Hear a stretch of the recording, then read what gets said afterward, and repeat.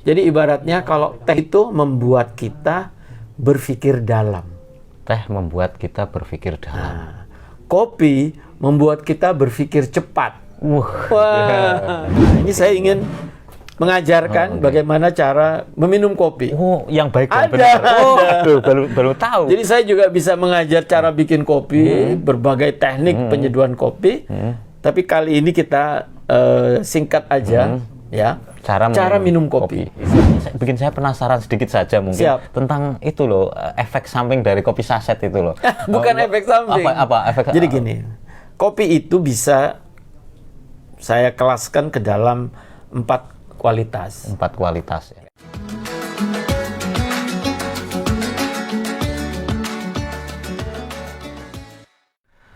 Assalamualaikum warahmatullahi wabarakatuh, sobat-sobat NU Online dimanapun kamu berada. Kali ini kita akan berbincang spesial karena kita juga kedatangan tamu yang spesial ya.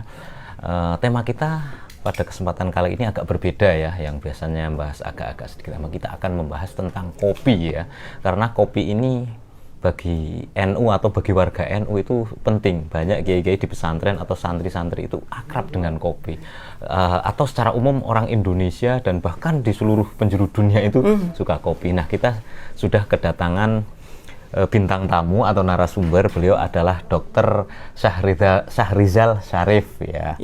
Beliau adalah Ketua PBNU Bidang Kesehatan dan juga beliau sebagai Wakil Rektor 4D UNUSIA atau Universitas Nahdlatul Ulama Indonesia yang ada di Jakarta. Selain itu beliau juga ternyata nggak hanya dokter ini, tapi seorang pengusaha. Wah, ini layak ditiru. Beliau punya kedai kopi Kimung yang ada di Depok. KIMUNG ya. Semoga suatu saat saya bisa mampir ya. Siap, silakan. Bisa merasakan banyak kopi. Oke, apa kabar Pak? Alhamdulillah ya, sehat. Sehat di tengah pandemi ya. Beliau itu juga siap. pakar epidemiolog ya. Jadi kemarin banyak di media itu apa ya, komentar-komentar beliau tentang, saya ngikuti itu dari awal 2020 itu tentang COVID dan pergerakannya macam-macam karena beliau memang ahlinya. Nah, tapi kali ini kita akan membahas kopi ya.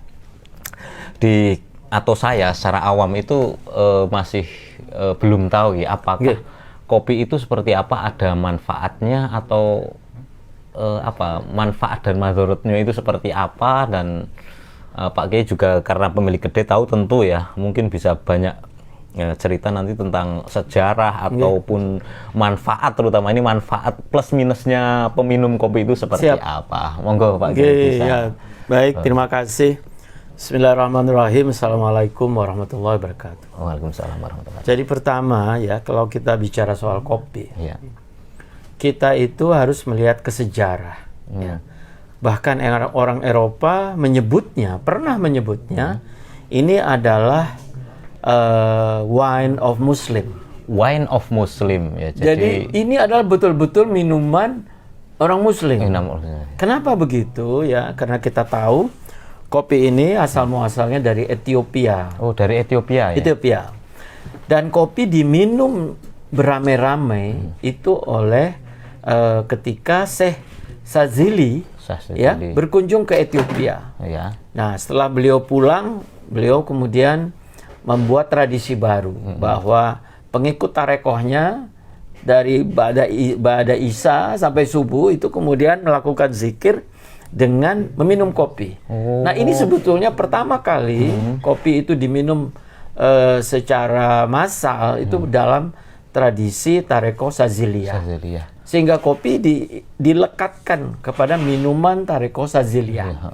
Jadi sebetulnya umat Muslim itu harusnya merupakan pewaris kopi. Ya. Nah, ini dari sisi sejarah. Ya. Berarti mohon maaf sebelum diteruskan, berarti kalau sekarang umat Muslim atau mungkin kita santri hanya ngopi-ngopi tanpa berzikir itu juga kurang afdol. Itu menyalahi sejarah gitu ya. Betul. Dan saat ini kita tahu bahwa ibaratnya itu penguasa kopi di dunia ya, dari sisi minuman itu saya kira Starbucks ya.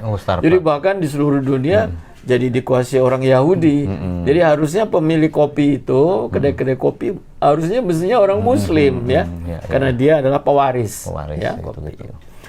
Nah, yang kedua, saya ini sebagai epidemiolog. Ya. Epidemiologi itu adalah ilmu yang mempelajari penyakit dan sebab-sebabnya. Jadi memang di dunia kedokteran itu ya 20 tahun yang lalu ya, seringkali dokter mengkambing hitamkan kopi untuk berbagai penyakit.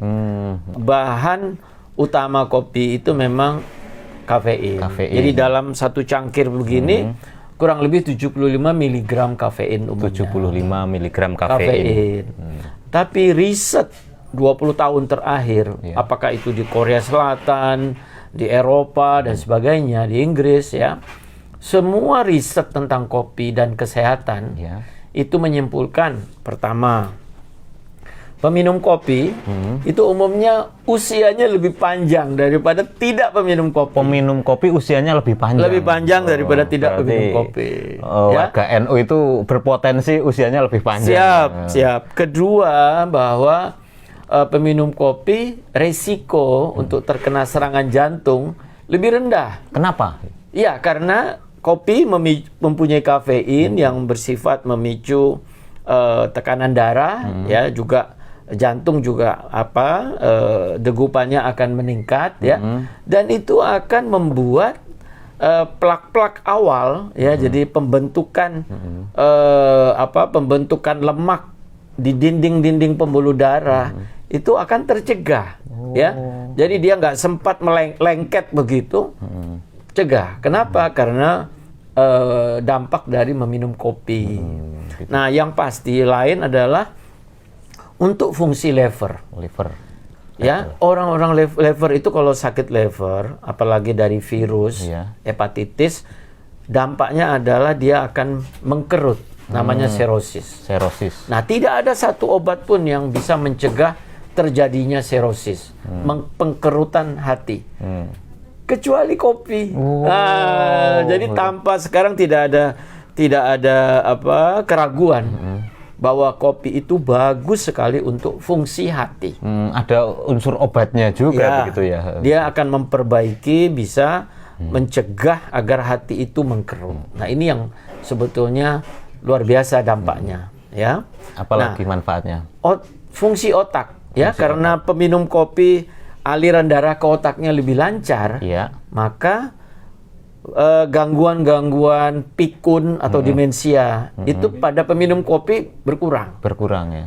Yang dikhawatirkan adalah penyakit Alzheimer yang membuat orang lupa betul-betul terhadap dirinya dan lingkungannya. Nah, ini peminum kopi bisa mencegah orang untuk tidak terkena Alzheimer. Jadi kesimpulannya dari sisi kesehatan ya, kopi itu saat ini memberikan manfaat besar sekali. Nah, dan manfaatnya itu tidak berkurang. Kalau kopinya kita campur gula atau kita campur susu kental manis, tidak berkurang. Terutama yang kopi murni itu ya, belum dicampur yang aneh-aneh macam-macam. Nah, ini sekarang memang kalau kita bicara kopi yang seperti apa yang sehat.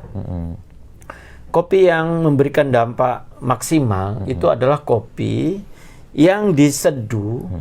Sebelum diseduh dia itu dekat waktunya dengan digerus.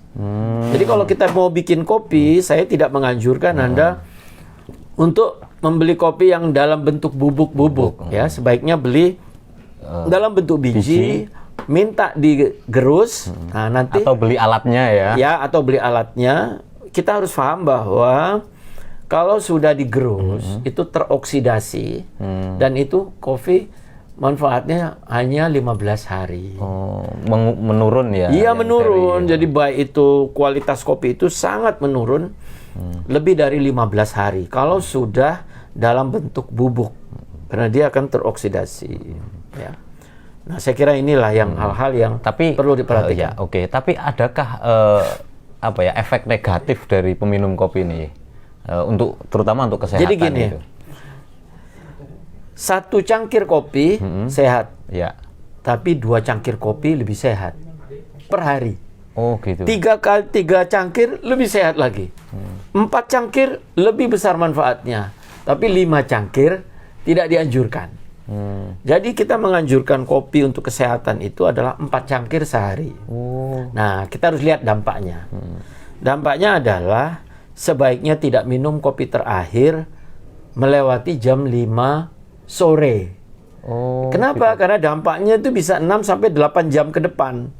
Nggak bisa Nanti tidur. gangguan tidur. Oh, ya. Tapi kecuali untuk orang tertentu. Nah, orang ini kita menyebutnya sebagai caffeine tolerance. Maksudnya kafein toleran.